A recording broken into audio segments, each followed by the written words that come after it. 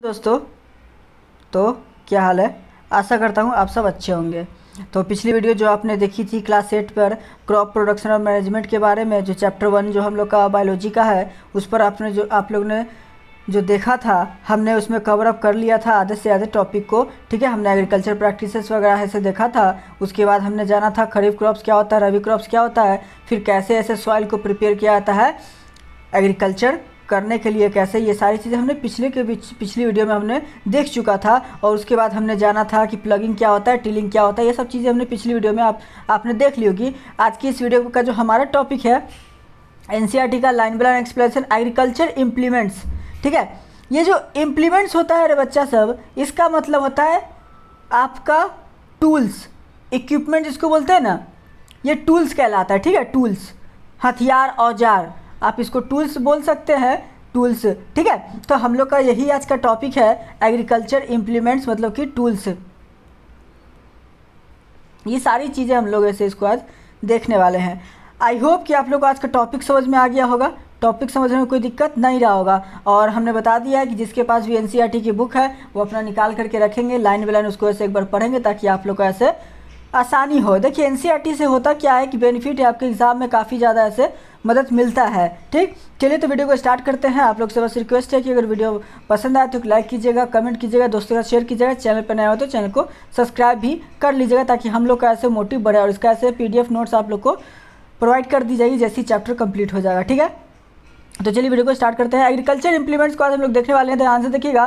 कहता है before sowing seeds, हमने सीख लिया है, हमने सीखते हुए आया है कैसे ऐसे सॉइल को प्रिपेयर करेंगे, कैसे ऐसे हम लोग उसको खेत को ऐसे जोतेंगे, ये सारी चीज़ें हम लोग ऐसे सीखते आ चुके हैं। तो यही कहता है अनाज को बोने से पहले, बिफोर सोइंग सीड्स, अनाज को बोने से पहले ये नेसेसरी है कि सॉइल के जो क्रम्स है, सॉइल के जो क्रम्स है, क्रम्स में तो पता है दरार वगैरह जो होता है, वो ये जो आप देख सकते हैं, ये सारी चीज़ें मिट्टी है, इसको क्रम्स को ऐसे तोड़ना बहुत ज़्यादा ज़रूरी होता है। अगर ये आप नहीं तोड़ोगे तो ऐसे सॉइल ऐसे फर्टाइल जो होगा, जो उसका पूरा का पूरा जो आपका पोटेंशियल होगा वो आपको नहीं मिलेगा। तो इसलिए आपका बता चुका है कि याद रखेंगे कि बीज को बोने से पहले ये ज़रूरी है कि सॉइल के क्रम्स को ऐसे तोड़ दिया जाए, यानी कि सीधा सही किया जाए उसको, खेत के से जुताई करके, प्लगिंग करके। This is done with the help of various tools, और ये बहुत सारे टूल्स के जरिए से किया जाता है। और वो टूल्स क्या है तो यहाँ पर देखेंगे, the main tools used for this purpose are the plough, hoe and cultivator. देखिए, अब उन सभी क्रम्स को तोड़ने के लिए जो इक्विपमेंट्स यूज किए जाते हैं वो आपका प्लग होता है। आप प्लग के बारे में पिछली वीडियो में देख चुके हैं, जान चुके हैं। ये आपका जो होता है ये पूरा का पूरा आपका कहलाता है प्लग। ठीक है, ये खेत को जोतने में काम करता है, बैलगाड़ी पर लगा होता है। मैंने इसको अच्छे से एक्सप्लेन कर दिया था पिछली वीडियो में ही। ठीक, चलिए तो कहता है आगे देखिएगा, इसी में ये प्लग समझ गए।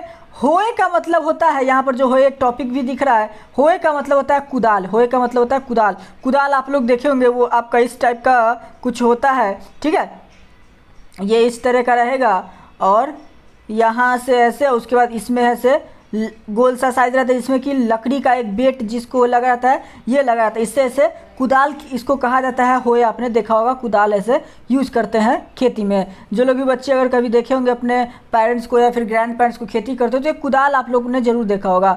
उसके बाद है कल्टीवेटर। ये कल्टीवेटर आपका ट्रैक्टर वगैरह होता है। ठीक है, तो ये तीन चीज़ समझ गए। जो टूल यूज होता है बेसिकली खेत को जोतने के लिए, वो आपका होता है प्लग, कुदाल और ट्रैक्टर वगैरह। ठीक है, कोई दिक्कत। तो यहाँ पर आप देख सकते हैं इसकी फिगर, आपका जो प्लग का फिगर है ये आप देख सकते हैं, जो कि मैंने पिछली क्लास में सारे को एक्सप्लेन कर दिया है कि इस बेट को क्या बोलते हैं, इसको क्या बोलते हैं और ये क्या कहलाता है। ठीक है, चलिए आते हैं तो हम लोग नेक्स्ट टॉपिक पर। सबसे पहले हम लोग का प्लग। प्लग क्या होता है, सबसे पहले ये दिया था। तो कहता है ये हम लोग का क्या होता है, तो ध्यान से देखिएगा। This is being used since ancient times. ये जो प्लग है ये पौराणिक समय से ऐसे चलता आ रहा, यूज़ हो रहा है। Times for tilling the soil, खेत को ऐसे जोतने के लिए। एडिंग फर्टिलाइजर्स वगैरह ऐड करने के लिए। रिमूविंग वीड्स, अनवांटेड जो प्लांट होते हैं उसको निकालने के लिए। और टर्निंग द सॉइल, सॉइल को ऐसे ऊपर नीचे करने के लिए। This is made up of would and is drawn by the pair of a bulls. ये किस चीज़ से बना होता है, तो हमारा ये लकड़ी से बना होता है, ये लकड़ी से बना होता है। और ये पेयर, दो पेयर मतलब कि दो बैल्स के द्वारा, दो बुल्स के द्वारा इसको ऐसे खींचा जाता है, या फिर कोई और भी एनिमल्स हो सकता है, वो हॉर्स भी हो सकता है और कैमल भी हो सकता है। आगे कहता है it contains a strong triangular iron strip, ये आपका एक स्ट्रॉन्ग ट्रायंगुलर आयरन स्ट्रिप को कंटेन करता है यहाँ पर, जो कि आप देख सकते हैं, ठीक है। उसके बाद इसका बनावट ये बढ़ा रहा है, ध्यान से सुनिएगा। Iron strip called plug share, जिसको कि नाम दिया गया प्लग शेयर। उसका कहता है the main part of the plug is a long log of would which is called a plug shaft. Main part जो इसका होता है प्लग का, वो एक ये होता है आपका, जो इसको कि प्लग शाफ्ट कहते हैं। लॉन्ग लॉग ऑफ वुड, लकड़ी का जो होता है डंटा, उसको हम लोग बोलते हैं। There is a handle at the end of the shaft, और उसी शाफ्ट पे एक हैंडल लगा होता है। The other end is attach to a beam which is placed on the bull's neck, और अदर एंड होता है एक बीम्स से जो कि अटैच होता है, जो कि ऐसे गाय के यानी कि बैलों के ऐसे गर्दन पर रखा जाता है। One pair of the bulls and a man easily operate the plug, एक दो जोड़ी बैल और ऐसे एक आदमी मिलकर आसानी से इसको ऑपरेट कर सकता है। The indigenous wooden plough is increasingly being replaced by iron plough nowadays, लेकिन पुराने समय की तुलना में अगर आज की देखा जाए, जो पुरानी हम लोग का जो लकड़ी का जो प्लग जो होता था, आज वो लोहे के प्लग से ऐसे रिप्लेस हो चुका है आज के समय में, ठीक है। तो आप देख सकते हैं, यही पूरी तरीके से बस यही बताया कि ये जो प्लग होता है, ये हम लोग का प्लग शेयर में जो ये है, ये आयरन का ये होता है प्लग शेयर, हम लोग को ये बता गया। ये मिट्टी में ऐसे धंस जाता है, और ये मेन पार्ट है इसका, जिसको कि हम लोग प्लग शाफ्ट कहते हैं, ठीक है। और इसके बाद ये हमारा जो है ये देख सकते हैं आगे में बीम, ये जो है ये तो हमारा मिट्टी में चला जाएगा, ये मिट्टी में ऐसे धंसा हुआ देख सकते हैं, मिट्टी में धंसा हुआ है। और ये जो बीम है, ये जो लाइट है, ये एक तरफ से ये एक बैल पे, ये दूसरे बैल पे, और एक जो यहाँ पर है ये वाली, ये पकड़े रहता है ये भाई साहब, ठीक है। तो यही काम होता है पूरा पूरा आपका प्लग का, खेत जोतने का, कैसे ऐसे खेत की जुताई होती है, ये सारी चीज़ आपने देख लिया। अब आपका होए तो कुदाल तो मैंने आपको बता चुका है। कुदाल आप लोगों ने देखा भी होगा, सभी ने यूज़ भी किया होगा, ठीक है। आप फोटो भी आप इसमें देख सकते हैं। यही होता है आप लोग का कुदाल, जो कि आपके स्क्रीन पर दिख रहा है, ठीक है। चलिए, it is a simple tool which is used for removing weeds for loosening the soil. देखिए, ये एक सिंपल टूल होता है जो कि आपका यूज़ होता है क्या करने के लिए, तो वीड्स होता है आपका, बता दूं, अनवांटेड प्लांट्स, मतलब हमने उसको नहीं उगाया, वो खुद से उग गया, अनवांटेड प्लांट्स होता है वीड्स। तो वीड्स ऐसे हटाने के लिए हम लोग कुदाल का यूज़ करते हैं, मिट्टी को ढीला करने के लिए हम लोग कुदाल का यूज़ करते हैं, ठीक है। It has a long rod of would, और इसके पास ये कैसा होता है मैंने बता चुका है, ये एक तरह से ये इस तरह का रहेगा, और ये लंबा सा इसमें ऐसे वुड का लगा रहता है बेट, जो कि आपने फिगर में देख लिया। It has long rod of would और आयरन, या तो इसमें लकड़ी का लगा हो सकता है या फिर इसमें आयरन भी लगा हो सकता है। आगे कहता है a strong broad bent plate of iron, और उसके बाद एक चौड़ा सा मोटा सा आपका क्या रहेगा, आयरन का प्लेट लगा रहेगा इस तरह से, जो मैं आपने देखा है फिगर में, ठीक है। Fixed to one of its end, and ये फिक्स्ड रहता है एक एंड पर, and work like a blade it is pulled by animals, और ये आपका ऐसे क्या होता है, ब्लेड की तरह ऐसे काम करेगा, और ये एनिमल्स के द्वारा पुल किया जा सकता है। और जो लकड़ी वाला कुदाल होता है जो आपने फिगर में देखा, वो आपका नॉर्मल यूज़ के लिए हम लोग यूज़ करते हैं। तो यहाँ पर आपको जो कुदाल दिया है, ये थोड़ा सा आपका मॉडर्नाइज जिसको कहते हैं ना, वो थोड़ा सा दिया है, लेकिन आप जो लकड़ी वाला कुदाल देखें वो भी आपका सही है, वो ज़्यादातर यूज होता है, ठीक है। चलिए, अब हम लोग का देखिए इम्प्लीमेंट्स में क्या था, मतलब कि टूल्स हम लोग को पढ़े, इम्प्लीमेंट्स एग्रीकल्चर इम्प्लीमेंट्स था, तो इसका मतलब टूल्स है। तो टूल्स में हम लोग का 3 टूल्स देखने को बोला गया, प्लग देखने को बोला गया, होए मतलब कुदाल देख लिए, अब है हमारा कल्टीवेटर सी। तो कल्टीवेटर में ज़्यादातर ट्रैक्टर्स वगैरह ही आते हैं। तो कहता है आज के समय में nowadays plugging is done by tractor driven cultivator. अब ये ट्रैक्टर्स के द्वारा आज के समय में जो कल्टीवेटर्स होते हैं, ये देख रहे हैं आप जो ट्रैक्टर के पीछे लगा हुआ है, ये आपका कल्टीवेटर होता है। आज के समय में जो भी आप लोग का प्लगिंग है वो ट्रैक्टर के द्वारा कल्टीवेटिंग की जाती है। बैकग्राउंड नॉइज़ के लिए माफ़ कीजिएगा, क्योंकि मौसम थोड़ा सा अच्छा है और हवा भी चल रहा है, शायद हो सकता है आंधी तूफान भी आ जाए, तो उसका आवाज़ भी आप लोग को मिल सकता है, और मैं खिड़की के पास ही बैठा हूँ। The use of cultivator save labour and time. देखिए जो कल्टिवेटर का आप अगर यूज करोगे तो आपका टाइम और लेबर ऐसे बचेगा, ठीक। लेकिन गरीब आदमी तो भाई वो यूज कर नहीं सकता है, वो या तो अपना कुदाल से करे या फिर हल वगैरह से करे, ठीक है, कोई दिक्कत। तो यही चीज़ था हम लोग का 3 टॉपिक रहे बउआ सब, 3 चीज़ के बारे में कि एग्रीकल्चर इंप्लीमेंट्स में हम लोग को जानना था खेती में क्या क्या यूज होता है। तो खेती में हम लोग का एक प्लग, होय और कल्टीवेटर यूज होता है। एनी डाउट, और कोई डाउट हो तो प्लीज़ कमेंट करके पूछ लेना। ये एक टॉपिक भी हम लोग का खत्म होता है। अब नेक्स्ट टॉपिक है, देखिए पहला तो टॉपिक था हम लोग का सॉइल का प्रिपरेशन करना, सॉइल को प्रिपेयर करना, मतलब सॉइल को तैयार करना खेती करने के लिए। तो उसके लिए ये सारी चीज़ों से हम लोग प्रोसेस से बीत गए, मतलब कि हम लोग उसको खेती को जुताई की पहले, अब इन तीन चीज़ों से हम लोगों ने खेती की जुताई कर दी। अब हमारे पास जो बच रहा है वो है, अब खेत का जब प्रिपरेशन कर लीजिएगा, मिट्टी का आपस जब प्रिपरेशन कर लीजिएगा तब उसमें बारी आएगी अनाज को बोने की, यानी कि सीड को, बीज को बोने का। तो वही है आपका टॉपिक भी आपका है सोइंग, मतलब कि बीज बोना। सोइंग मतलब बीज बोना, ठीक है, याद रखेंगे आप। तो अब जो टॉपिक क्या है आपका सोइंग, चलिए उसको देखते हैं। Sowing is an important part of crop production. Sowing जो है वो हमारा इंपॉर्टेंट पार्ट होता है क्रॉप प्रोडक्शन का।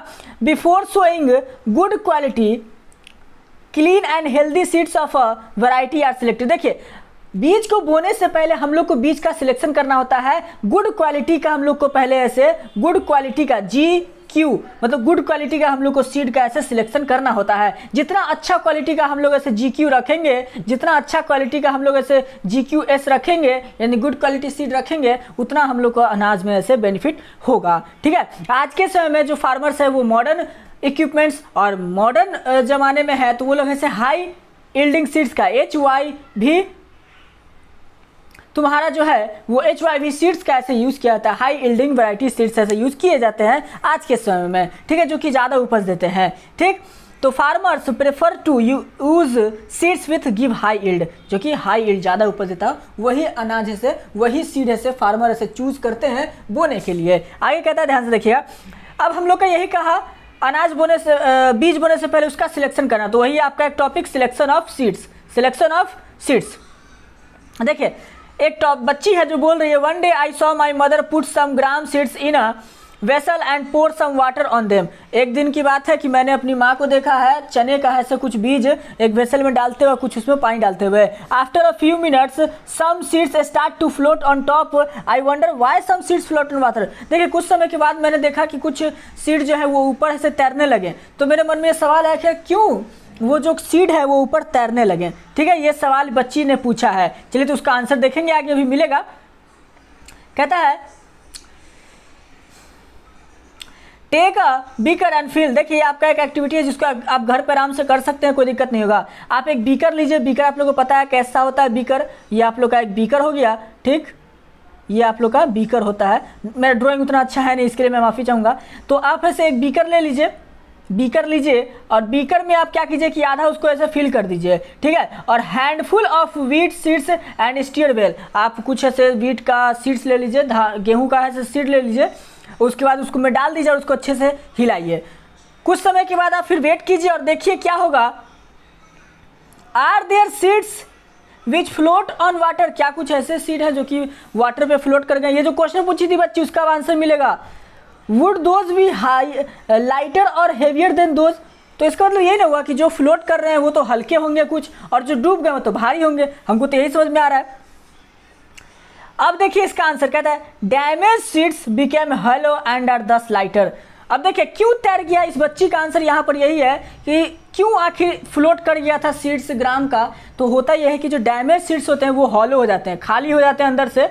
मान लीजिए ये सीड है, ये आपका किसी चीज़ का सीड है, ये सीड है आपका, ठीक है, तो अंदर से ये खाली है, और एक सीड है, मान लीजिए ग्राम का सीड है, तो ये अंदर से पूरा भरा हुआ, ये पूरा भरा हुआ और ये खाली है। तो जब हम लोग पानी में डालेंगे इसको तो ये तैर उठेगा क्योंकि ये खाली है, और ये डूब जाएगा क्योंकि ये भरा हुआ है, मतलब कि ये पूरा का पूरा एक जो सीड है वो हमारा फ्रेश है। तो ये कहा कि जो डैमेज सीड्स होते हैं, जो हमारा डैमेज सीड्स होता है वो हॉलो हो जाता है, जिसके कारण से वो लाइटर होता है और वो पानी में तैर जाता है, ठीक है। यही इसका आंसर था, तो आप समझ गए। फिर कहता है this is a good method for separating good healthy seeds from the damage ones. और ये बहुत अच्छा मेथड है अच्छे बीजों को ऐसे खराब बीजों में से निकालने का। पानी में डाल दीजिए।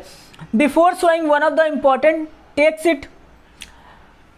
बीज को बोने से पहले कुछ इंपॉर्टेंट मेजर्स है, टास्क है, काम है जिसको हम लोग को जान लेना चाहिए, टूल्स वगैरह हैं जिसको जान लेना चाहिए, कैसे हम लोग किस टूल्स का यूज़ करते हैं क्या बोने के लिए, ठीक है। तो वही अब हम लोग टूल्स जानने वाले हैं। सीड यानी कि अनाज, जो आपका बीज है ना, बीज बोने का टूल्स के बारे में जानेंगे। क्या जानने वाले हैं? बीज बोने के टूल्स के बारे में जानेंगे, ठीक है। तो पहला जो टूल्स है हम लोग का, ध्यान से देखिएगा, वो है आपका ट्रेडिशनल टूल। ट्रेडिशनल का मतलब होता है पारंपरिक। ट्रेडिशनल का मतलब होता है आप लोग का पारंपरिक, ठीक है। तो पारंपरिक जो हमारा औजार है, टूल्स का मतलब औजार, उसको देखते हैं। तो बीज बोने के लिए पारंपरिक टूल्स वगैरह का हम लोग यूज करते हैं। आज के समय में ऐसा यूज नहीं होता, आज के समय में modern tools, modern equipments use होते हैं। तो कहता है ट्रेडिशनल टूल्स में the tool use traditionally for sowing seed is shaped like a funnel. जो टूल जो ट्रेडिशनली यूज होता था वो फनल के शेप का होता था। ये देख सकते हैं आप, ये टूल अनाज बोने के लिए, बीज बोने के लिए, देख सकते हैं ये इस तरीके से है। आप टीप देखे होंगे घर में, टीप होता था आपके घर में, आप टीप देखे होंगे जिससे आपका तेल वगैरह डालने में मदद आता है। ये इस तरीके का आपका शेप होता है और ये सीधा बैल के साथ जुड़ा होता है। जैसे कि आपने होए देखा ना अभी, सॉरी, जैसे आपने ऐसे प्लग देखा, उसी तरीके से ये ऐसे जुड़ा होता है बैल के साथ। ये मिट्टी में चला गया और इससे हम लोग ऐसे अनाज का ऐसे डालते हैं, बीज हम लोग डालते हैं यहाँ से, ठीक है। तो यहाँ पर देख सकते हैं कि एक बंदा ऐसे पकड़े हुए है, दो बैल ऐसे अपना काम कर रही है, चल रही है, और एक बंदा ऐसे इसमें बीज डाल रहा है। तो यही था ट्रेडिशनल टूल, ठीक है। तो ट्रेडिशनल टूल की जो यूज़ होता है वो फनल टाइप का होता है, जो कि ऐसे हम लोग का बीज बोने में मदद करता है। फिगर 1.2 में आप देख सकते हैं। आगे कहता है the seeds are filled into the funnel pass down through the 2 or 3 pipes having sharp ends. और यहाँ पर 2 और 3 ऐसे एंड्स होते हैं जिससे कि सीड ऐसे नीचे गिरते आते हैं, ठीक है। आगे कहता है these ends pierce into the soil and place seeds there. जो इंस होता है, जो ये नीचे का इंस है, ये जमीन में, ये जो मिट्टी है इसमें छेद किए रहता है और उसमें ऐसे ये सीड को डालते चला जाता है, ठीक है। तो ये काम आप लोग का ऐसे ट्रेडिशनल टूल में होता है। पहला ट्रेडिशनल टूल यही था, ट्रेडिशनल मेथड ऑफ सोइंग, ठीक है। कोई दिक्कत? चलिए आगे कहता है सीड ड्रिल। नेक्स्ट है हम लोग का सीड ड्रिल। एक तो ट्रेडिशनल मेथड देख लिए, अब हम लोग का ये सारी चीजें देख रहे हैं अनाज को बोने के लिए इक्विपमेंट जो यूज करते हैं। पहले हम लोगों ने देखा था खेत को जोतने के लिए इक्विपमेंट जो यूज करते हैं, इंप्लीमेंट जो यूज करते हैं, तो 3 तरह का। अब अनाज को बोने के लिए, सीड को बोने के लिए हम लोग जो इक्विपमेंट यूज करते हैं, एक तो पहले देख लिया ट्रेडिशनल, ठीक है। अब दूसरा हम लोग का यहाँ पर सीड ड्रिल, ठीक। सीड ड्रिल क्या कहता है, ध्यान से देखिए, आप फिगर यहाँ पर देख सकते हैं। जो सीड ड्रिल है इसका फिगर यहाँ पर देख सकते हैं। चलिए इसको समझते हैं क्या कहता है। कहता है सीड ड्रिल में नाउअडेज, आज के समय में seed drill is used for sowing with the help of tractors. Tractors के द्वारा ऐसे हेल्प होता है अनाज को बोने में। This shows the seeds uniformly eight equal distance and depth. ये इंश्योर कर देता है सीड को सही डिस्टेंस, सही दूरी, सही गहराई में बोने का। आप लोग को बता दिया था मैंने, अगर जो बीज है, ये बीज है मिट्टी में सही जगह पर, सही गहराई में, ठीक है, सही दूरी पर अगर नहीं बोया जाएगा, अगर मान लीजिए ये जो सीड है, मान लीजिए सीड है, अगर ये थोड़ा, पहला बताते हैं, पहला केस, अगर मिट्टी के ऊपर ही रह गया, ज़्यादा अंदर नहीं, तो इसको चिड़िया खा जाएगा। पहला में तो चिड़िया इसको खा जाएगा। अगर दूसरा बताता हूं, अगर ये बहुत ज़्यादा अगर मिट्टी के नीचे चला गया तो फिर ऐसे इसको बहुत मेहनत करना पड़ेगा ऊपर आने में, इसके अंकुरी को ऊपर निकलने में, और तब तक हो सकता है कि बीज मर जाए। तीसरा ध्यान से देखिएगा, अगर एक ही जगह पे 10 सीड डला गया एक ही जगह पे, तो सारे के सारे को ऐसे दिक्कत होगा निकलने में, कोई एक ही निकल सकता है। तो इसीलिए बहुत ज़रूरी है कि हम लोग का सीड का जो बोना वो सही जगह, सही दूरी, सही गहराई पर बोया जाए, ठीक है। चलिए कहता है दिस सोज द, तो हम लोग ने जाना कि आज के समय में सीड ड्रिल का यूज होता है ट्रैक्टर के द्वारा। ये दर्शाता है सही तरीके से सीड को बोने के लिए मदद देता है, ठीक है। आगे कहता है this protect seeds from being eaten by birds. अब मान लीजिए, अभी जो मैंने ऊपर बता दिया, अगर मिट्टी के ऊपर थोड़ा सा ज़्यादा गहरा में नहीं हुआ, एकदम सैलो पर ही बीज छूट गया, ऐसे करके बीज है और ऊपर से थोड़ा बहुत मिट्टी ऐसे, तो इसको बर्ड्स खा जाएंगे। तो ये सारी चीज़ों को ऐसे बचाता है कौन? Seed drill. आगे कहता है sowing by using a seed drill saves time and labour, और जो अगर सीड ड्रिल का आप यूज करते हो तो आपका टाइम और लेबर दोनों की ऐसे आपकी बचत होगी। आगे क्या कहता है, ध्यान से देखिएगा। There is a nursery near my school, एक बच्चा है, अब बता चुके हैं ये कौन बच्चा है, पहेली और ये बूझो है, ये बार बार वही कह रहा है पहेली बूझो, बच्चा यही है जो कहानी चल रहा है आपका। There is a nursery near my school, एक नर्सरी है, मतलब कि छोटा सा बागान है जिसमें पौधे वगैरह होते हैं, नर्सरी क्लास नहीं, पौधे को नर्सरी कहते हैं हम लोग, जहाँ छोटे छोटे पौधे रखे जाते हैं बेचने के लिए। मेरे स्कूल के बगल में एक नर्सरी है। I found that little plants were kept in a small box, आपने भी देखा होगा कि छोटे छोटे प्लांट्स होते हैं उसको काले बैग्स में ऐसे पैक करके रखा जाता है, इसमें ऐसे आपका ऐसे छोटे छोटे बैग्स में ऐसे पैक करके आपको ऐसे रखा जाता है, ठीक है। Why are they kept like this, तो आखिर ऐसे क्यों रखे जाते हैं, ठीक है। तो चलिए इसका आंसर देखते हैं। तो कहता है seeds of few plants such as paddy are first grown in nursery, देखिए सीड्स होते हैं कुछ प्लांट्स के, जैसे कि पैडी, धान, पैडी आप धान का देख लीजिए, धान का ऐसे 2 बार आपको ऐसे उगाना पड़ता है, एक बार तो आपको नर्सरी में उगाना पड़ता है, जब छोटे छोटे इस साइज के हो जाते हैं तब उसको उखाड़ करके फिर आपको फील्ड में उगाना पड़ता है। तो कुछ सीड्स ऐसे होते हैं जिसको कि डायरेक्ट आप खेत में नहीं लगा सकते, उसको आप अंकुरित करके थोड़ा सा बड़ा हो जाएगा तब आप उसको लगा सकते हैं। तो सीड्स होते हैं कुछ प्लांट्स के, जैसे कि पैडी हो गए, उसको पहले नर्सरी में उगाना होता है। When they grow into seedlings, जब ये सीडलिंग्स में हो जाता है मतलब सीड से बाहर आ जाते हैं, सीडलिंग्स बन जाते हैं, जो सीड से बाहर आ गया, ठीक है, मतलब थोड़ा सा भी छोटा सा पौधा हो गया, जो सीडलिंग्स हो जाते हैं, they are transplanted to the field manually, तब इसको उखाड़ करके हाथ से ऐसे इसको बोया जाता है दूसरे खेतों में। Some forest plants and flowering plants are also grown in the nursery, और कुछ फॉरेस्ट प्लांट जंगल में जो प्लांट्स होते हैं और फ्लावर्स प्लांट्स ये भी ऐसे आप लोग का नर्सरी में उगाया जाता है, ताकि इसको बाद में आप लोग नर्सरी में जाते होंगे तो आप अपना छोटा सा ऐसे गुलाब का पौधा लिए और अपने गमले में लगा दिए, आप ऐसा काम करते हैं, ठीक है। चलिए कहता है appropriate distance between the seeds necessary to avoid overcrowding the plants, मैंने बता दिया था, पहले बता दिया था, पहला पॉइंट यही था हम लोग का कि सीड को ज़्यादा ऊपर नहीं बो देना है जिससे कि चिड़िया इसको खा ना जाए। दूसरा, सीड को एकदम पास पास नहीं बो देना है, एकदम पास पास कि ऐसे सीड को उगने में दिक्कत हो जाए, ठीक है। तो ये दूसरा पॉइंट ये कहता है कि एप्रोप्रिएट डिस्टेंस, सही दूरी सीड को बोने के लिए बहुत जरूरी है। ये अलाउ करता है प्लांट्स को टू गेट सफिशिएंट सनलाइट, ये अलाउ करता है सनलाइट, सफिशिएंट सनलाइट मिले में। अब एक प्लांट यहाँ है, एक प्लांट यहाँ है, एक प्लांट सही दूरी पर है, अब मान लीजिए एक यहाँ है, यहाँ है, यहाँ है, यहाँ है, तो ना तो इसको सफिशिएंट सनलाइट मिलेगा, ना तो इसको न्यूट्रिएंट्स मिलेगा, ना ही वाटर मिलेगा मिट्टी से, ठीक है। अब ऐसा भी हमको नहीं करना कि एक यहाँ बो दिया तो एक यहाँ, एक यहाँ, इतना दूरी भी नहीं, समान दूरी पे, ठीक है। At times few plants may have to remove to prevent overcrowding, और कुछ तो ऐसा भी होता है कि कुछ पौधों को हटाना पड़ता है ओवरक्राउडिंग से बचाने के लिए। तो यही था हम लोग का, कहाँ से कहाँ तक हमने सीख लिया। तो खेत को तैयार करने से लेकर के जो हम लोग का फील्ड है, फील्ड को तैयार करने से लेकर के उसमें बोने तक की हमने कहानी सीख ली। अब इसमें हम लोग अब तो बो दिए, मतलब खेत की पहले हमने क्या कर दिया, खेत को ऐसे हम लोग जोत लिए अच्छे से, उसके क्रम्स वगैरह को तोड़ दिए, उसमें अच्छे से ऐसे हम लोग ने बीज को ऐसे बोने के लिए बीज सिलेक्शन कर लिया, अच्छा बीज उसमें बो दिया। अब हम लोग की बीज जब बो दिए, सही दूरी पर बोए हैं, सही गहराई में बोए हैं, सही मात्रा में बोए हैं, अब है कि अब बीज तो बो दिए, अब उसको ऐसे न्यूट्रिएंट्स खाद वगैरह देने का बारी आया, क्योंकि मिट्टी में तो जितना है वो तो ले लेगा, लेकिन हम लोग को उपज चाहिए, तो उसके लिए होता है हम लोग को मैन्यूर वगैरह और फर्टिलाइजर वगैरह ऐड करना होता है। और ये आपका डिफरेंस हमेशा आता है, क्लास 9th में भी पूछेगा, क्लास 10th में भी पूछेगा, 2 नंबर 3 नंबर में पूछा जाता है कि what is the difference between manure and fertilisers. तो चलिए सीखते हैं। कहता है अब हम लोग ने जब सारा काम कर लिया तो हम लोग की बारी है उसमें खाद की ऐड करने की, खाद को ऐड करेंगे। जब खाद को ऐड करेंगे तो क्या कहता है, ध्यान से देखिएगा, the substance which are add to the soil in the form of nutrients for the healthy growth of plants are called manure और फर्टिलाइजर्स।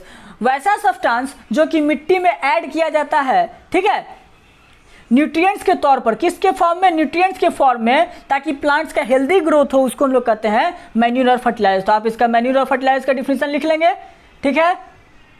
चलिए आइए, एक बच्चा फिर से आपका सवाल दे दिया, कहता है I saw a healthy crop growing in a farm, मैंने एक हेल्दी क्रॉप को देखा जो कि फार्म में ऐसे उग रहा है। इन द नेबरिंग, पास के फार्म में, the plants were weak, why do some plants grow better than others, तो क्यों कुछ प्लांट्स खराब हो जाते हैं तो कुछ प्लांट्स अच्छे उगते हैं, ये आपका सवाल है बच्चे का। तो चलिए आगे देखिए हम लोग क्या है आंसर। कहता है soil supplies minerals nutrients to the crop plant. जो सॉइल होता है, जो मिट्टी होता है, वो हम लोग का मिनरल्स और न्यूट्रिएंट्स क्रॉप प्लांट्स को प्रोवाइड करता है। These nutrients are essential for the growth of plants, और यही न्यूट्रिएंट्स इसेंशियल होते हैं ग्रोथ करने के लिए, किसके? प्लांट्स के लिए। Farmers grow crop after crop in the same field. देखिए, जो फार्मर क्या करता है, जो फील्ड है उसका, इसमें हर 6 महीने के बाद एक अनाज उगाया तो हर 6 महीने के बाद अगला 6 महीने के बाद इसमें दूसरा अनाज उगाएगा। फार्मर का यही काम ही है। In certain areas farmers grow crop after crop in the same field, the field is never left uncultivated और फॉलो। कभी भी फील्ड को ऐसे अनकल्टिवेटेड नहीं छोड़ा जाता है, मतलब कि उस पर हमेशा खेती करते ही रहता है। आज कुछ उगाए तो अगला दिन कुछ और उगाएंगे ही उगाएंगे काटने के बाद उसको, ठीक। Imagine what happens to the nutrients. तो सोचिए कि हम, मान लीजिए खेत में हम बार बार सामान उगाए ही जा रहे हैं, उसको रेस्ट करने का समय नहीं दे रहे। मान लीजिए आप एक आदमी है, आप काम कर सकते हैं 8 घंटा, लेकिन हम बोले नहीं तुम 12 घंटा कंटिन्यू 12 घंटा काम करो, तो आप ऐसे बोलोगे ना, आपका ऐसे जो भी आपका पोटेंशियल है वो खत्म हो जाएगा, एनर्जी आपका खत्म हो जाएगा, तो आप उसके बाद फिर से आप अपना पोटेंशियल पे काम कर पाओगे? नहीं कर पाओगे। तो वही हाल है यहाँ फील्ड में भी, अगर न्यूट्रिएंट्स खत्म हो जाएगा तो कहाँ से फिर उसको क्रॉप अच्छे से उगेगा।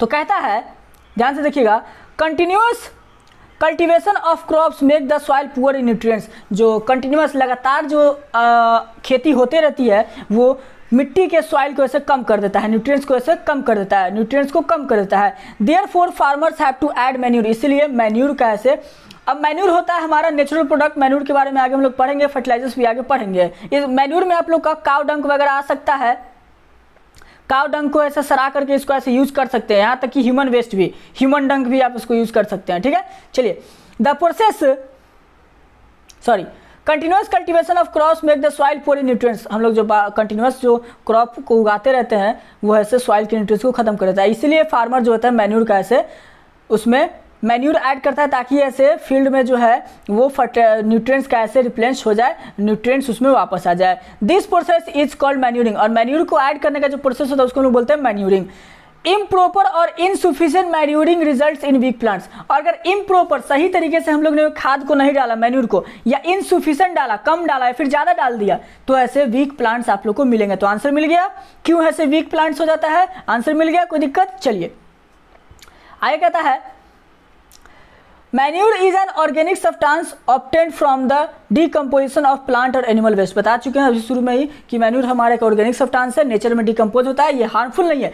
जितना भी आप इसको डालोगे आपके फील्ड के लिए हार्मफुल नहीं है। हाँ, इससे थोड़ा सा उपज में ऐसे कमी होगा, कम रहेगा फर्टिलाइजर के मुकाबले में। अगर फर्टिलाइजर डालोगे तो आप लोग को ज़्यादा उपज मिलेगा, ठीक। लेकिन अगर आप ऐसे मैन्यूर डालते हो तो आपका फील्ड कभी भी इनफर्टाइल नहीं होगा, जिंदगी भर कभी भी वैसे खराब नहीं होगा। तो मैन्यूर अगर आप डालते हो तो आपका ऐसे डिकम्पोजिशन ऑफ प्लांट्स और एनिमल्स वेस्ट मतलब जो भी हम लोग का वेस्ट मटेरियल होता है उससे बनता है। फार्मर्स, अब देखिए कैसे ये है से आपका मैन्यूर बनता है, उसका प्रोसेस देख लिए।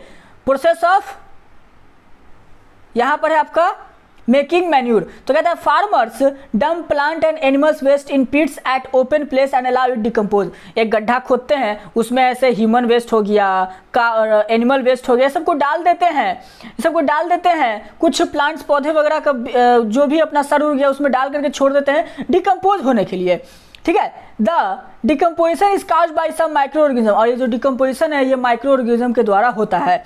The decompose matter use as organic manure, और जब वो डिकम्पोज होता है ऐसा महीना, 2 महीना, 3 महीना, 6 महीना, साल भर में, तो वो ऐसे यूज किया जाता है आपका मैन्यूर के लिए, मैन्यूरिंग के लिए। You have already learned about the vermi compost in class 6। Vermi compost के बारे में आप लोगों ने क्लास 6 में पढ़ा होगा। अर्थवर्म वगैरह भी यूज किया जाता है कंपोस्ट बनाने के लिए, ठीक है। अर्थवर्म किसी भी फील्ड में बहुत ज़्यादा ऐसे यूज़फुल होता है। अगर अर्थवर्म है तो समझिए कि मिट्टी काफ़ी ज़्यादा ऐसे फर्टाइल होने वाला है, जिस भी एरिया में आपको अर्थवर्म मिलेगा, ठीक। चलिए आगे क्या कहता है, एक एक्टिविटी है आपको यहाँ पर आप देख सकते हैं, जिसको कि ऐसे यहाँ पढ़ने के बाद हम लोग सीखते हैं। चलिए कहता है एक्टिविटी 1.2 कहता है टेक अ मूंग और ग्राम सीड्स। आप एक मूंग और ग्राम यानी कि मूंग देखे होंगे, मूंग और चना आप ले लीजिए, उसके बाद जर्मिनेट कीजिए। सिलेक्ट 3 इक्वल साइज सीडलिंग्स, आप उसको बोने के लिए 3 इक्वल साइज के कप वगैरह जो भी है 3 इक्वल साइज के आप ले लीजिए। टेक 3 एम्प्टी ग्लासेस और सिमिलर वेसल्स, या तो आप ग्लास ले लीजिए, कुछ भी वेसल्स ले लीजिए जिसमें आप उगा सकते हैं।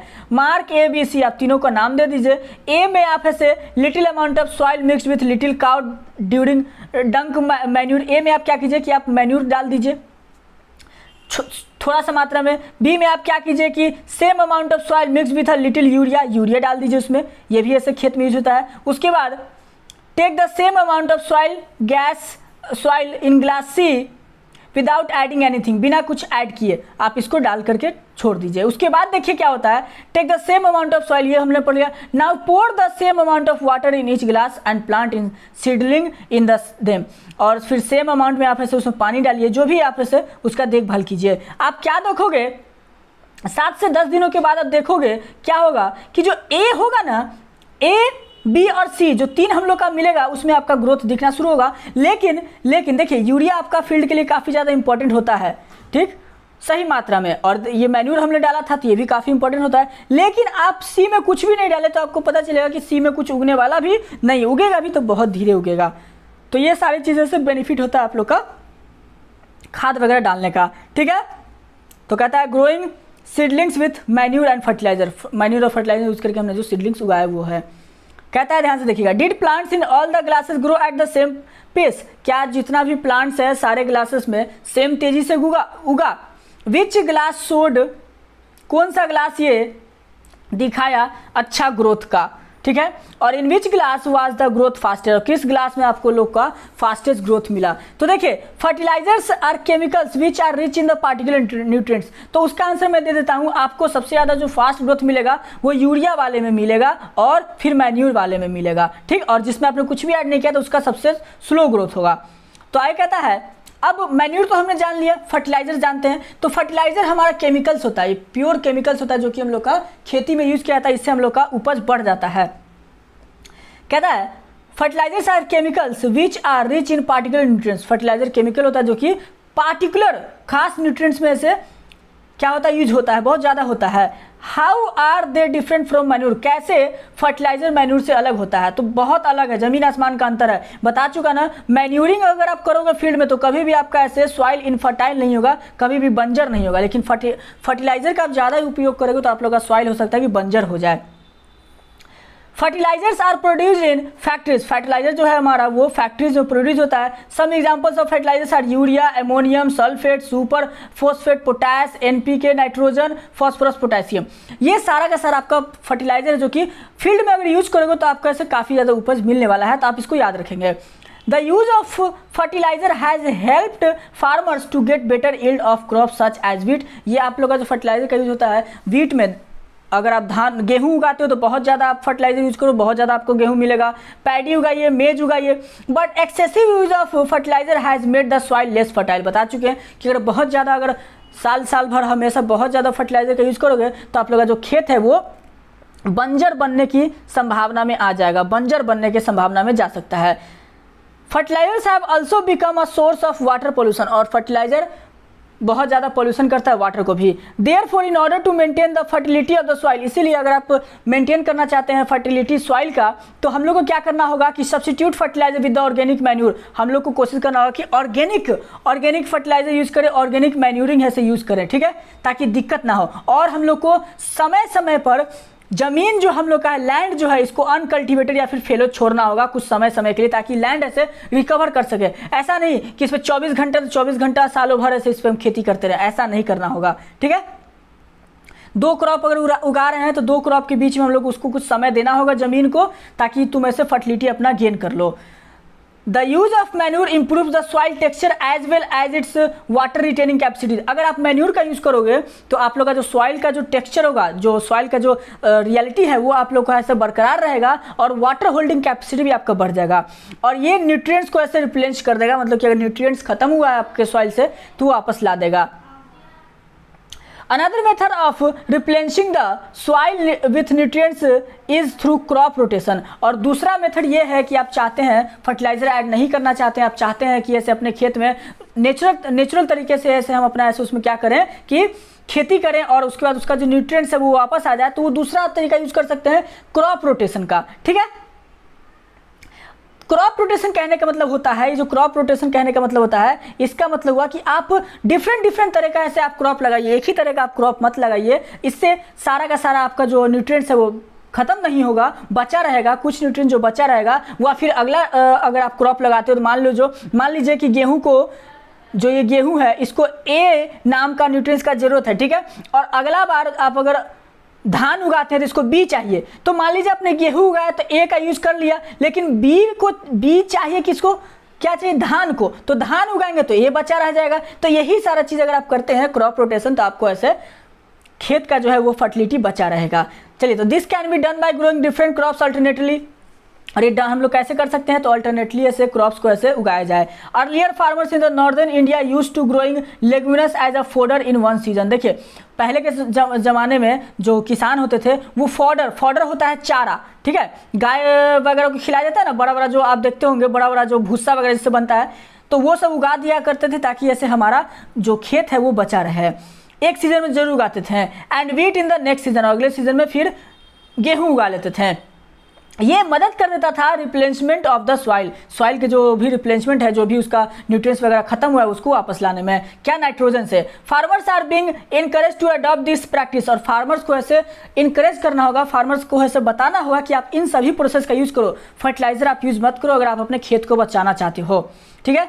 और आपने पिछले क्लास में पढ़ा है 6 में राइजोबियम बैक्टीरिया के बारे में पढ़ा है, जो कि बहुत ज्यादा मदद करता है क्या, आपके नाइट्रोजन वगैरह को फिक्स करने में। ये आपने पिछले क्लास में पढ़ा है, तो यही चीज को रिकॉल करा दिया। In previous class you have learned about the rhizobium bacteria, these are present in the nodules of the roots leguminous plants. जो भी रूट्स लिग्नस प्लांट्स होते हैं उसमें मौजूद होते हैं, ये फिक्स कर देते हैं एटमॉस्फेरिक नाइट्रोजन को, ठीक है। तो ये आपने पिछले क्लास में पढ़ा था। तो यहाँ पर हमने जाना मैन्यूरिंग और फर्टिलाइजरिंग के बारे में। अब यहाँ पर एक डिफरेंस है कि मैन्यूर और फर्टिलाइजर में डिफरेंस क्या होता है, तो ये मैंने बता चुका है, बहुत ज्यादा इंपॉर्टेंट होता है difference between manuring and fertilising, ठीक है। हो सकता है कि वीडियो काफी लंबी जा चुकी हो, तो आप इससे घबराएंगे नहीं, वीडियो लंबी है तो कोई बात नहीं, आप इसको देखेंगे, ठीक है। चलिए, तो हम लोग ऐसे अब डिस्कस करेंगे मैन्यूरिंग और फर्टिलाइजिंग का difference between manure and fertilizer, इसको हम लोग अब देखने वाले हैं, ठीक है। जो फर्टिलाइजर और मैन्यूर में जो डिफरेंसेस है, हम लोग उसके पूरे के पूरे डिफरेंसेस को देख लेते हैं। आप एक बात याद रखना, जितना भी आप लोग का क्लासेस होंगे क्लास 9th और 10th में, आपका ज़्यादातर क्वेश्चन आपका डिफरेंस से पूछा जाता है। यहाँ तक कि 12th तक में आपका डिफरेंस वाला क्वेश्चन ज़्यादा आपसे पूछा जाता है। तो देखिए अभी तक जो मैंने पढ़ाया, तो आपको ये सारी चीज़ आपको नॉलेज हो चुकी होंगी। तो इनफैक्ट मुझे यहाँ तक लगता है कि आप लोग कुछ ना कुछ तो पॉइंट खुद से लिख ही सकते हैं, ठीक है। कुछ ना कुछ पॉइंट तो आप लोग खुद से लिख ही सकते हैं। तो आप लोगों को लिख करके जरूर मुझे बताना कमेंट में, ठीक है। दोनों में डिफरेंस, फर्टिलाइजर और मैन्यूर में वीडियो पहले ही 40 मिनट हो चुकी है। मैं कोशिश करूंगा कि 50 मिनट के अंदर वीडियो को ख़त्म कर दिया जाए। हाँ, आज हम लोग जो आज का जो क्लास से चलेगा वो हम लोग एडवांटेज ऑफ मैन्यूर तक ऐसे क्लास करके फिर बंद कर देंगे। फिर लास्ट वीडियो आएगा जो कि आपका इरिगेशन से होगा, उसका चैप्टर आप लोगों को खत्म करके क्वेश्चन आंसर का वीडियो आप लोगों को एक और वीडियो मिल जाएगा, ठीक है। तो ये जो हम लोग का है फर्टिलाइजर और मैन्यूर में डिफरेंस, तो चलिए ध्यान से देखिएगा। कहता है फर्टिलाइजर, पहला तो फर्टिलाइजर आप लोग का मैनमेड इनऑर्गेनिक सॉल्ट होता है, याद रखना। फर्टिलाइजर आप लोग का इनऑर्गेनिक होता है, लेकिन आपका मैन्यूर ऑर्गेनिक होता है। इनऑर्गेनिक कहने का मतलब जो कि नेचर में डिकम्पोज ना हो सके, और ऑर्गेनिक कहने का मतलब जो नेचर में डिकम्पोज हो जाए, ठीक है। तो देखिए कहता है पहला पॉइंट ये है, fertilizer is man made inorganic salt, ठीक। मैन्यूर का देखिएगा तो manure is a natural substance obtain by the decomposition of cattle dung and plant residence. ये फर्टिलाइजर कैसे मिलता है, मैन्यूर कैसे मिलता है। फर्टिलाइजर का दूसरा देखिएगा तो कहता है fertilizer is prepared in factories. Fertilizer को हम लोग फैक्ट्रीज में बनाते हैं, और मैन्यूर को हम लोग ऐसे फील्ड में बना सकते हैं। उसका तीसरा पॉइंट कहता है fertilizer does not provide any humus to the soil. Fertilizer कोई भी ह्यूमस सॉइल को नहीं प्रोवाइड करता है, लेकिन मैन्यूर आपका लॉट्स ऑफ ह्यूमस ऐसे प्रोवाइड करता है सॉइल को। ये काफी इंपॉर्टेंट पॉइंट में से एक है। चलिए क्वेश्चन 4 की तरफ आते हैं, टाइप डिफरेंस 4। तो कहता है fertilizers are very rich in plant nutrients like nitrogen, phosphorus and potassium. Fertilizer के पास ये चीज बहुत ज्यादा होता है, नाइट्रोजन, पोटेशियम और फास्फोरस, ठीक है। लेकिन जो मैन्यूर है वो हमारा लेस होता है आपका न्यूट्रिएंट्स के मुकाबले, मतलब कि जो हमारा मैन्यूर है वो आपका न्यूट्रिएंट्स में अगर बात की जाए तो फर्टिलाइजर से थोड़ा सा कम होता है। फर्टिलाइजर से आप लोग को ज़्यादा उपज मिलेगा मैन्यूर के मुकाबले में, ठीक है। तो ये बात आप लोग ऐसे याद रखेंगे। लेकिन आपका अगर मैन्यूरिंग करते हैं फील्ड में, तो मैंने एडवांटेज पहले ही बता रखा है कि आपका कभी भी लैंड जो है वो इनफर्टाइल नहीं होने वाला है। लेकिन आप फर्टिलाइजर का एक्सेसिव यूज करोगे तो आपका इनफर्टाइल हो जाएगा, ठीक है। तो चलिए कहता है, तो आपने देख लिया टेबल 1.1 क्या किया, हम लोग का डिफरेंस बता देता है। तो इसके बाद है एडवांटेज ऑफ मैन्यूर। देखिए एडवांटेज ऑफ मैन्यूर ही है, एडवांटेज ऑफ जो आपका फर्टिलाइजर होगा वो आप लोगों को पता है कि बस उपज ज़्यादा कर देगा, ठीक। तो कहता है क्या, ध्यान से देखिएगा एडवांटेज ऑफ मैन्यूर में, the organic manure is consider the better than fertilizer. जो ऑर्गेनिक मैन्यूर है यानी कि मैन्यूरिंग अगर आप करते हैं, मैन्यूर और फर्टिलाइजर के मुकाबले में मैन्यूर आपका ज़्यादा है से बेटर माना जाता है, बहुत ज़्यादा इसका एडवांटेज है, लेकिन फर्टिलाइजर का बहुत ज़्यादा एडवांटेज नहीं है। It enhance the water holding capacity of the soil, ये वाटर होल्डिंग कैपेसिटी बढ़ा देता है सॉइल का, लेकिन इरिगेशन ऐसा, सॉरी फर्टिलाइजर ऐसा नहीं करता है, ठीक है, याद रखेंगे। उसका it makes the soil porous due to which exchange of gases becomes easy, ये पोरस बना रहता है मतलब कि छिद्रदार, जिसमें कि गैस का एक्सचेंज आसानी से हो जाता है। उसका it increase the number of friendly microbes, और जो माइक्रोब्स वगैरह होता है जीवाणु, उसको ऐसे इंक्रीज कर देता है। उसका it improves the texture of the soil, ये सारी चीजें आपका सिर्फ और सिर्फ मैन्यूर कर सकता है, फर्टिलाइजर ऐसा नहीं करता, वो सिर्फ नाइट्रोजन, फॉस्फोरस, पोटेशियम, यूरिया, यही सब चीज को ऐसे बढ़ावा देता है, ठीक है। तो ये चीज़ आप याद रखेंगे, और आप हमेशा अगर मैन्यूरिंग करते हैं अपने फील्ड में तो आपका कभी भी एज ए फील्ड खराब नहीं होने वाला, याद रखेंगे। तो चलिए थोड़ा सा और टॉपिक है, इरिगेशन को देख ही लेते हैं, क्यों ऐसे उसको छोड़ा जाए, 5-10 मिनट और लगेगा, ज़्यादा एक्स्ट्रा तो लगेगा नहीं। तो इरिगेशन जो है, इरिगेशन को कंप्लीट कर लेते हैं, उसके बाद जो हम लोग का होगा टाइप्स ऑफ इरिगेशन, वो हम लोग नेक्स्ट क्लास में उसको कवर अप कर लेंगे, ठीक। यानी तो इसको भी अगर लगता है कि समय है तो ख़त्म कर दिया जाएगा। चलिए, तो इरिगेशन कहता है, इरिगेशन वैसे एक क्लास के लिए वीडियो को छोड़ना ज़्यादा बेटर रहेगा, तो हम लोग ये काम करते हैं, यही नेक्स्ट क्लास का जो टॉपिक होगा हम लोग का, यही हम लोग का होगा इरिगेशन, ठीक है। इरिगेशन ही हम लोग का नेक्स्ट क्लास का टॉपिक हुआ, तो इरिगेशन, उसके बाद फिर इसके जितना भी क्वेश्चन आंसर है वो सारे को हम लोग ऐसे देख लेंगे, ठीक है। जितना भी आपका इरिगेशन और ड्रिप सिस्टम जितना भी है, ये सारे को हम लोग ऐसे अगले क्लास में कवर अप कर लेंगे, ताकि आप लोग का बोर्ड एग्जाम, जो भी एग्जाम आपका हो, उसमें दिक्कत आप लोग को ना हो, ठीक है। तो आई होप कि यहाँ तक आप लोगों को समझ में आ चुकी होगी। हमने सीखा क्या क्या, तो चलिए देख लेते हैं। हमने जो आज के क्लास में सीखा और जो पिछले क्लास में सीखा, वो सारी चीज़ें। आज की क्लास में हम लोग ने देखा कि प्लगिंग क्या होता है, मतलब कि एग्रीकल्चर इम्प्लीमेंट्स हम लोग ने देखा, मतलब कि एग्रीकल्चर टूल्स देखा, ठीक है। खेत को ऐसे प्रिपेयर करने के लिए सारी चीज़ों का यूज होता है। फिर हम लोग ने देखा सोइंग, ठीक है, अनाज को कैसे बोया जाए, अनाज को बोने का तरीका देखा, सीड को ऐसे सिलेक्शन करने का तरीका देखा, ये सारी चीज़ें हम लोग ने देखा। फिर देखा हम लोग ने मैन्यूरिंग और फर्टिलाइजिंग, तो ये सारी चीज़ें हम लोग ने आज की क्लास में देख लिया, जो कि 40 से 45 मिनट आप लोगों ने अगर दिया है तो अच्छी बात है, आप लोग का ऐसे पूरा पूरा टॉपिक कवर हो गया होगा। और मैं बता दूं, मैंने एनसीईआरटी का लाइन बाय लाइन पढ़ाया है, कोई लाइन मैंने स्किप नहीं किया है। आप लोग ने अगर जो भी अगर पहली वीडियो और ये दूसरी वीडियो देख रहे हैं तो आप लोग को काफ़ी ज़्यादा बेनिफिट होने वाला है, इस बात की तो गारंटीड है।